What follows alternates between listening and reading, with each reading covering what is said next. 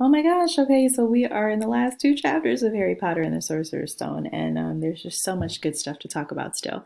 So, in the book, chapter 16, on page 270, of course, Harry, has snuck out. They've been in the Forbidden Forest and keep sneaking out because they're trying to save the world for gosh darn. And they just can't seem to catch a break, right? Because they keep getting caught. And so they get in trouble and they get punished. Points keep being deducted from their house. And um, Harry, now that he knows what's going on after talking to the centaurs in the forest, he tells his friends, I'm going out here tonight and I'm going to try and get the stone first, the Sorcerer's Stone, the thing that Voldemort needs in order to live forever. And this thing would make him, it would make him invincible. It would make him indefeatable. And so we can't have that. So Harry realizes what's at stake here. And Ron says, You're mad. And Hermione says, You can't. After what McGonagall and Snape have said, you'll be expelled. And Harry says, So what? Don't you understand? If Snape gets hold of the stone, Voldemort's coming back. Haven't you heard what it was like when he was trying to take over? There won't be any Hogwarts to get expelled from. He'll flatten it or turn it into a school for the dark arts. Losing points doesn't matter anymore. Can't you see?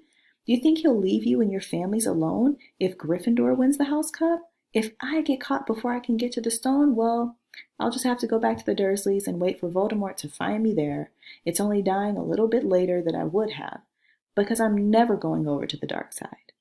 I'm going through that trap door tonight, and nothing you two can say is going to stop me. Voldemort killed my parents, remember? He glared at them. So Harry is the only one in this moment that has a clear sense of truly what's going on and what's at stake here. Hermione, who usually is the voice of reason, says, You're right, Harry. And Harry decides to use his invisibility cloak in order to cover, right? Because he operates under a cover of darkness, under a cover of invisibility, in order to become the hero he needs to become. Ron wants to know if it will cover all three of them. And he says, Come off it. You don't think we let you go alone. And Hermione says, Of course not. So, of course, they're all going with him. And so this is kind of like that true blue moment where we know that he has really met his true companions and the other two people that are going to help him become heroes. They're like his guardians in a way, but they're also in need of just as much protection themselves. In chapter 16 on page 285, we get a lovely Alice in Wonderland moment, fairy tale motif, the whole drink this potion, don't drink this potion. There's a series of bottles, and then there's a rhyming poem next to it that's actually a riddle that she has to solve. It's logic, and this Alice in Wonderland moment is about which potion do you drink that's not going to cause you any harm, that's going to let you get to where you need to get to in order to obtain the Sorcerer's Stone. And so, of course, she's able to solve that riddle. And then we find out who Quirrell really is. On page 291 in chapter 17, Quirrell says, Voldemort is with me wherever I go. I met him when I traveled around the world. A foolish young man I was then, full of ridiculous ideas about good and evil. Lord Voldemort showed me how wrong I was. There is no good in evil. There is only power, and those too weak to seek it.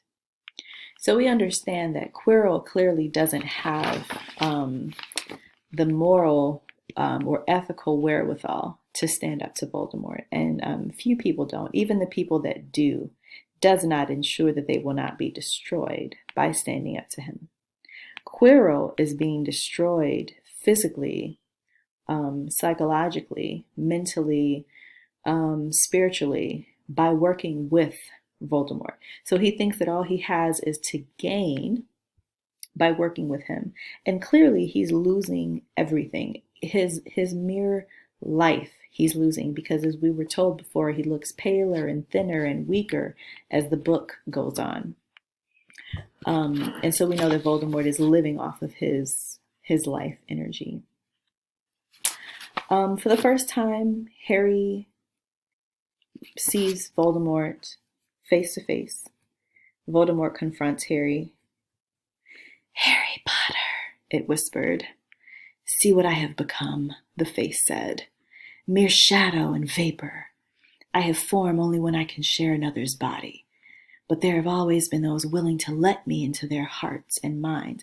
I mean, this is the voice of evil, right, in this book. Voldemort is like the biggest evil that the world has known.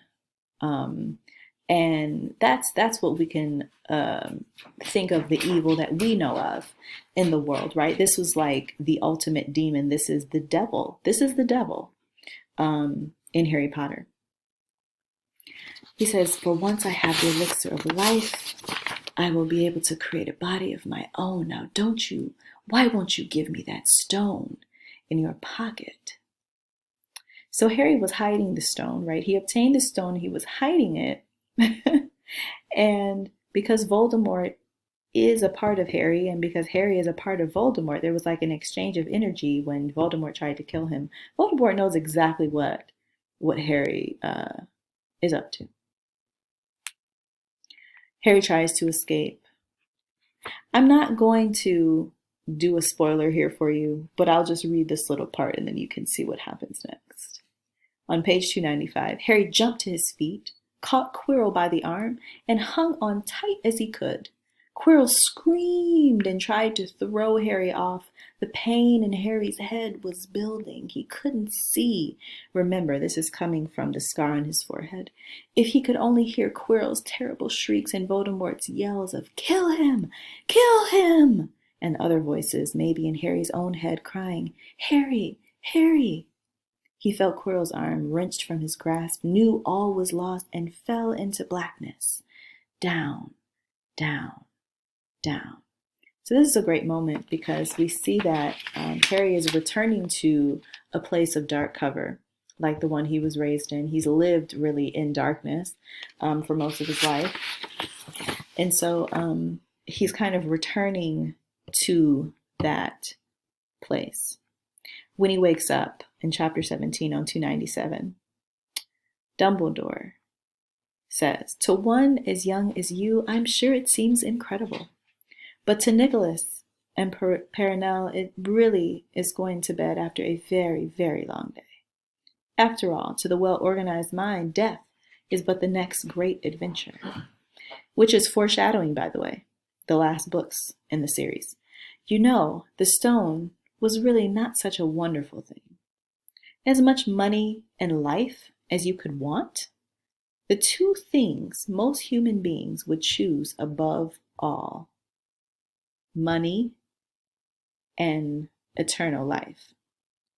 The trouble is, humans do have a knack of choosing precisely those things that are worst for them, right? So Dumbledore is giving us a really important lesson here, that limitless money, limitless time as an eternal life as a human being, these are things that destroy people, right? These are not things that make life better. They make life worse because they destroy the person. They destroy our personhood.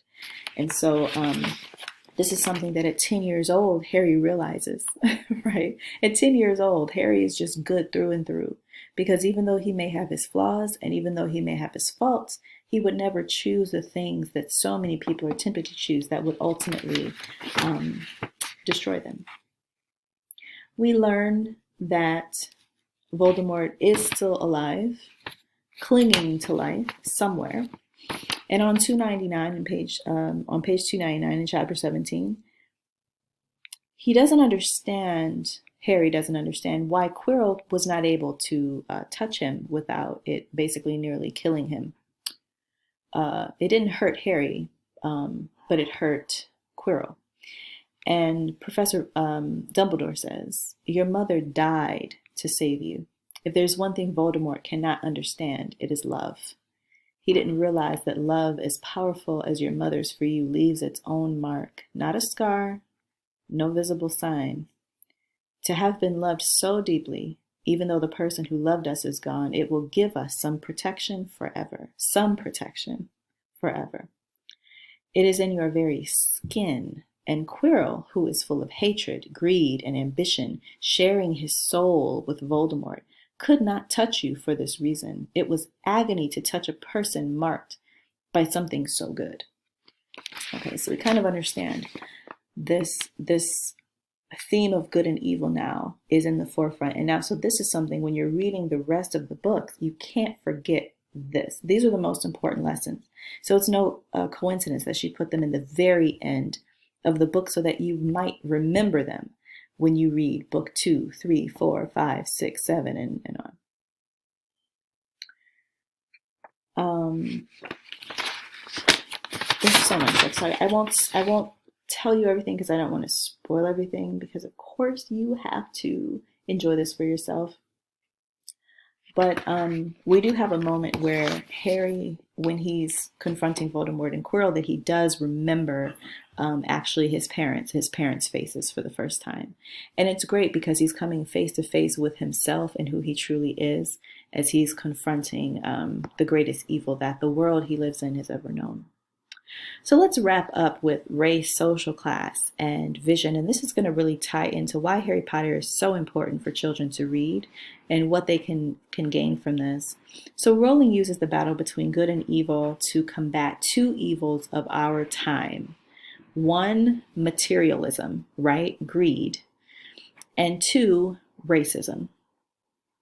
So we're getting this sense of racism here. If you scroll down onto your handout right here, we see race in two respects: Muggle born and pure blood wizards and witches. So this is tricky, right? This is tricky because Muggles and wizards intermarry all the time. And so you never know what your children are going to be. You don't know if they're going to be Muggle born or wizards. If you have a wizard in your family, you could be born wizard, even though both of your parents seem to be Muggles. They may not even realize. So it's like a surprise. Most people celebrate this, right? This is like a celebration when they find that their kids are magical. Now, there's also other categories like human wizards and magical non-humans, right? So we've got centaurs and dragons and so on and so forth. And then we've got human wizards, the ones who are Muggle-born, but they're also called half-bloods, right? In the book, sadly, right? So they are human wizards. So they're half human, half wizard or witch, like Hermione, basically. So Hermione is so bright and so hardworking because I think she's really got something to prove here. So we get a lot of this social discrimination, racial discrimination. We hear a lot of it from Malfoy and how some people in this magical world consider people like Hermione. But Malfoy also has a grand distaste for people who don't have as much money or social status as him and his family. And so that's materialism. So we learn that by being humble, one gains power. By rejecting riches, which is what Harry does with the Sorcerer's Stone, one gains wealth, right? Harry is one step closer to the life that he's always wanted. He has real friends, real people who love him, care about him, would go to bat for him, will protect him, and he returns that. So that's true wealth here. Ron is a pure wizard, right? Pure blood, but his family is poor. So he has status and yet no wealth. Hermione, the daughter of dentists, seems well off financially, but her parents are Muggles, so she has no status. Harry has no parents, but he does have money that they've left him. And so he actually has both, right? He has no parents, but he has their social status. They were both pure witch and wizard, and he has money. So he has both, much like Malfoy. And yet, he is able to overcome the evil that Malfoy succumbs to. And that is the difference between the two, and that is what makes Harry a true hero.